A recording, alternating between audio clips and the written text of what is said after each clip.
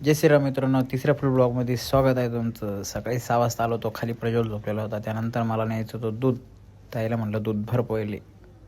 40 लिटरची कॅन होती, त्यामुळे ती बाईकवर येणं शक्य नव्हती. त्यानंतर गाडी आपली टमटम घेऊन चाललो. तुम्ही मस्त 6:30 वाजले होते. मस्त समोर धुकं पण होतं, तुम्हाला बघू शकतो व्हिडिओमध्ये. यूट्यूब आपल्या व्हिडिओला व्ह्यू देत नाही, पण तरी पण आपण थांबणार नाही बाहेर मित्रांनो. जोपर्यंत आपल्याला यूट्यूब साथ देत नाही तोपर्यंत आपण व्हिडिओ टाकणार. डेअरीवर आलो, दुधा वगैरे ओतून घेतले.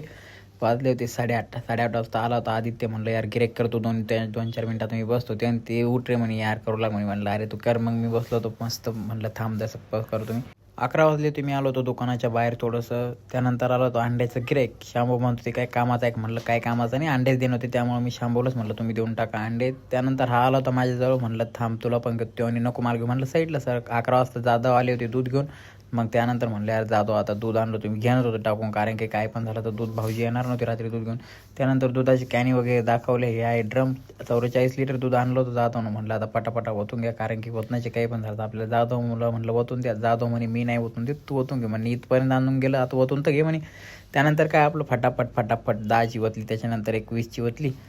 त्याच्यानंतर परत एक 14 लिटरची कॅन ओतून टाकली. आपलं असं 44 लिटर पूर्ण दूध झालं होतं. ओतून वगैरे झाल्यानंतर आम्हाला जायचं होतं थोडंसं बाहेर. मग आर्यनच्या हातात माझा फोन होता. मी होतो माझ्या गाडीवरती. आर्यनने घेतला व्हिडिओ. म्हणलं एवढं तरी बरं केलं तू व्हिडिओ टाकला, आजच्या ब्लॉगमध्ये तुझा व्हिडिओ टाकतो म्हणलं. घेतला. सामानाला आलं होतं. सामान वगैरे मी पहिलं दुकानात जे सामान ते क्लीन लावून घेतलं. याचं सामान फार होतं त्यामुळे खालीच पडलेलं होतं. सामान वगैरे घेऊन मी आलो होतो घराकडे. हा खेळत होता माती. म्हणलं माती नको खेळू, थांब म्हणलं तुझा व्हिडिओ होतो. ते म्हणे घे म्हणे काय नाही होत.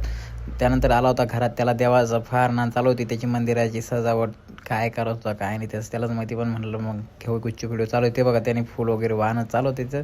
म्हणलं इकडे बघ रे थोडंसं. ते मग करायला लागलं एवढं. हे बघा हे असेच चाळे करत होते. त्यानंतर वाजली ते 4 वाजता आपल्याला जायचं होतं. आता डेअरी होती. काच गाडी वगैरे पुसून घेतो. वाल्मी होतो. मला बी दादा मित्रांनो सपोर्ट करा रे, तुमच्यासाठीच व्हिडिओ करतोय.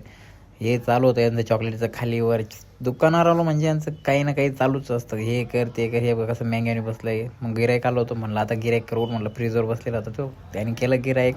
मस्त 5:30 वाजता मस्त लाल ढग झालेलं होतं आणि त्यात उडत होती पोरं पतंग. कारण की आता जरी डिसेंबर लागणार असला पण मकर संक्रांत जानेवारीमध्ये असते तर आधीच पोरं इकडं पतंग उडत होते. त्यानंतर मग आले होते हे झाले होते दुकानसमोर जमा. यांना म्हणलं गर्दा नका करू, कमी करा गर्दा.